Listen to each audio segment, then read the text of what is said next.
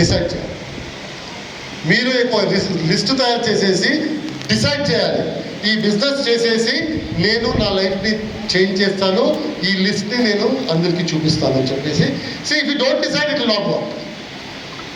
Decide చేయలేకపోతే it will not work. Actually decide చేయాలి, నేను చేస్తాను, లేపుతాను అని డిసైడ్ చేయాలి. లేపుతాను అని డిసైడ్ చేయలేకపోతే దేశం వచ్చినప్పుడు తర్వాత స్లోస్ అది ఇది అని వచ్చింది. డిసైడ్ చేస్తే మాత్రం పని స్టార్ట్ అవ్వాలి. That's the most important thing. విశ్వాసం, వీళ్ళు చూసేసి విశ్వాసం, డిసైడ్ చేయడానికి విశ్వాసం కావాలి కదా. విశ్వాసం ఎక్కడి నుంచి వస్తుంది? ఇంతమంది ఈరోజు చూశారు, అలాగే కోటి మంది బయట ఉన్నారు who has change their life. Simple life change అంటే నేను ఒక సింపుల్ మాట చెప్తాను. మన ముందే బేబీ ఉన్నారు, మన ముందే ఉన్నారు. బేబీది స్టోరీ నార్త్ ఇండియా అని చెప్తారు, సౌత్లో బేబీ ఉన్నారంటే అలాగని. ఫార్చునేట్లీ మన అదృష్టము బేబీ మన ముందు ఉన్నారు సొంతంగా. ఓకే, బేబీది 7,000 అమ్మా, 7,000 కదా స్టార్టింగ్లో. ఓకే, మన అందరూ ఇంటి రన్ చేసాం కదా. మనం ఒక ఇంటి రన్ చేయడానికి టూ చిల్డ్రన్ కదా బేబీ, ఒకటినా? ఒక చిల్డ్రన్ కూడా ఒక ఇంటి రన్ చేయడానికి ఎడ్యుకేషను అది ఇది ఖర్చు ఎంత పడుతుంది అని మనకు తెలుసు.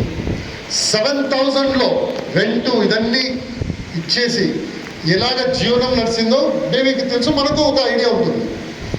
అదే పర్సన్ ఇప్పుడు 5 lakhs తీసుకుంటే లైఫ్ చేంజా లేదా?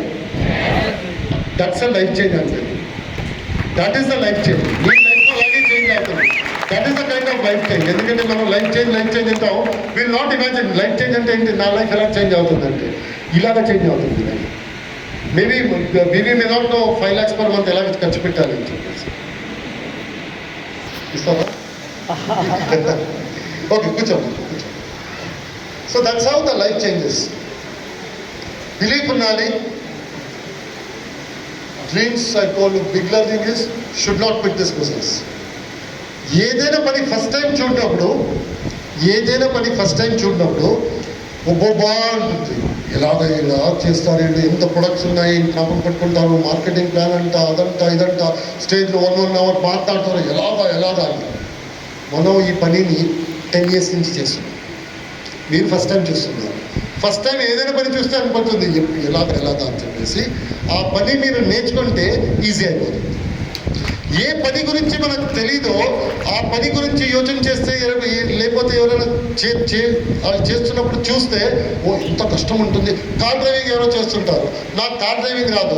నేను అనుకుంటాను ఎలా బాబు డ్రైవింగ్ చేయాలి, గేర్ చేంజ్ చేయాలి, క్లచ్, బ్రేకు, ఎక్స్లేటరు, ఒకటి మిర్రరు, ఇటొకటి మిర్రరు, అక్కడి నుంచి ఏం రావాలి చూడాలి, సైడ్ చూడాలి.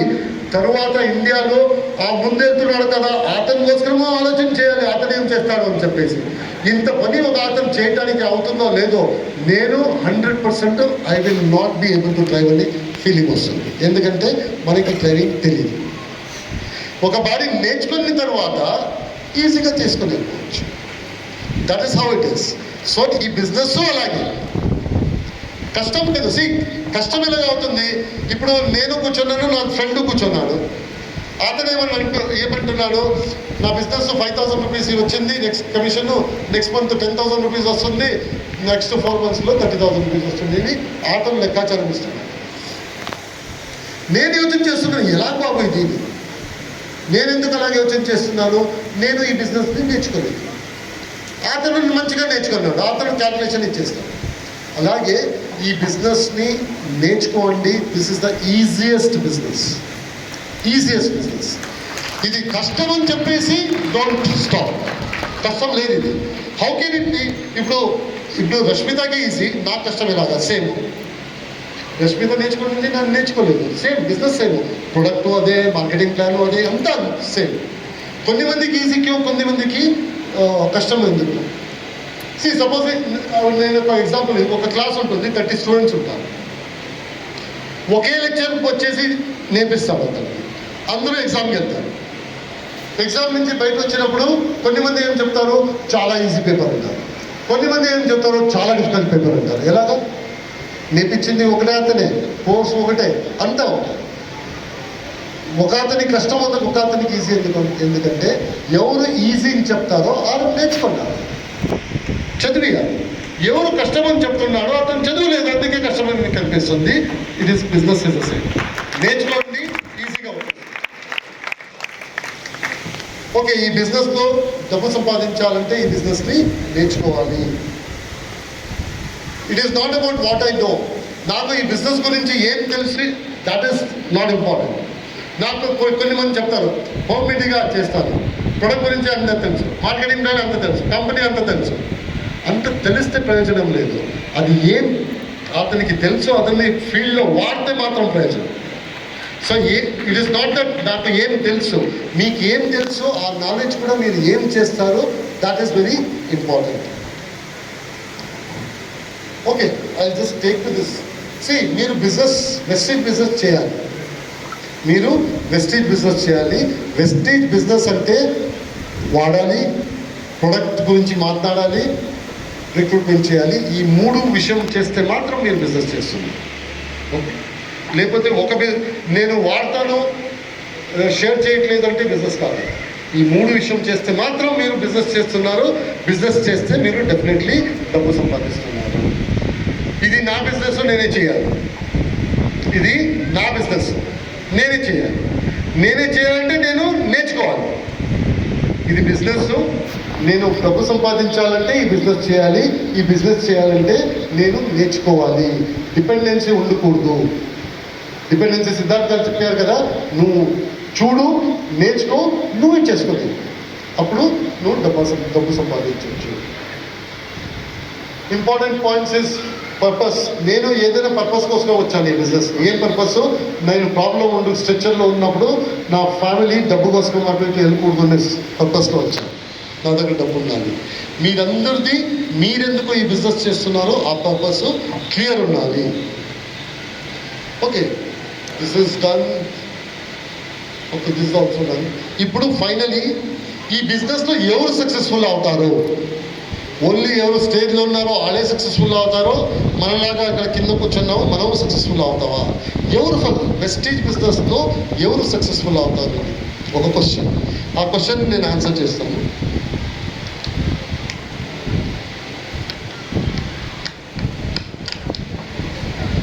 ఓకే, ఫైనలీ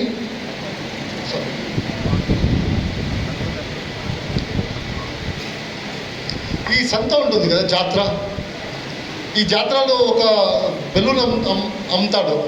ఈ ఒక స్టిక్ ఉంటుంది, ఆ స్టిక్ ఇచ్చేసేసి ఆడ అమ్ముతుంటాడు. ఒక చిన్న పాప వస్తుంది.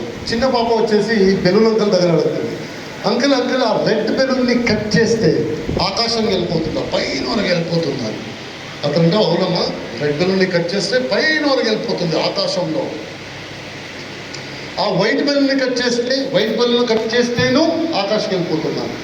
వైట్ బెలూన్ కట్ చేస్తేనూ ఆకాశం వెళ్ళిపోతుంది. బ్లూ బెలూన్ అప్పటి వరకు అమ్ముతాడు కదా బెలూన్, అతనికి తెలిసిపోతుంది ఈ పాప ఏం చెప్తుంది. అన్ని కలర్ అవుతుంది, అంకల్ అదిపోతుందా. ఆ పాపని కూర్చోబెట్టేసి ఏమంటాడంటే, చూడు పాప, అన్ని బెలూన్కి ఆకాశం ఎలా వెళ్ళటానికి సామర్థ్యం ఉంటుంది. అన్ని బెలూన్కి ఆకాశంలో పైన వరకు వెళ్ళటానికి సామర్థ్యం ఉంటుంది. కలర్ డిసైడ్ చేయట్లేదు. బ్లాక్ కింద ఉంటుంది, వైట్ పైన వెళ్తుంది, రెడ్ కింద ఉంటుంది, బ్లూ పైన వెళ్తుంది. కలర్ డిసైడ్ చేయట్లేదు.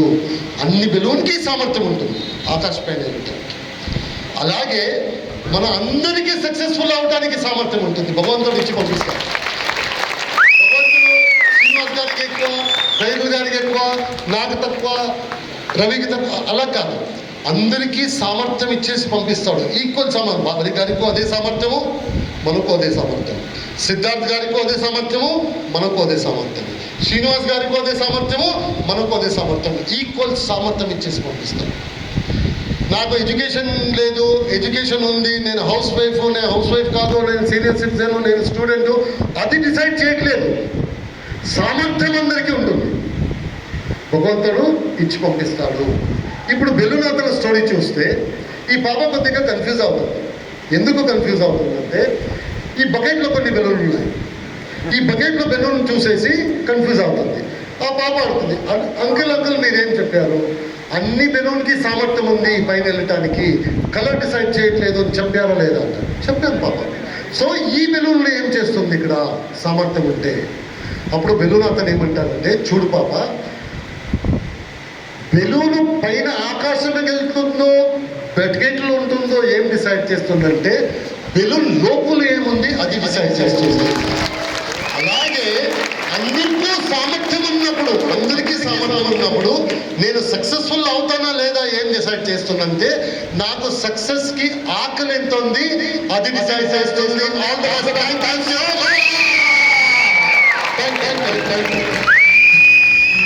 Thank you.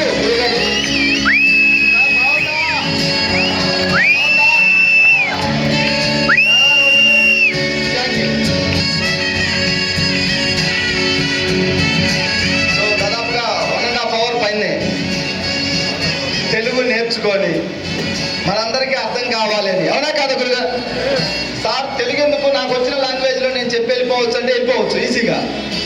సో మనందరి కోసం దాదాపు 1.5 hour 2 hours స్టాండింగ్లో ఇంత వాల్యుబుల్ మెసేజ్ మనకు అందరికీ అర్థమయ్యే విధంగా చెప్పినటువంటి మహానుభావుని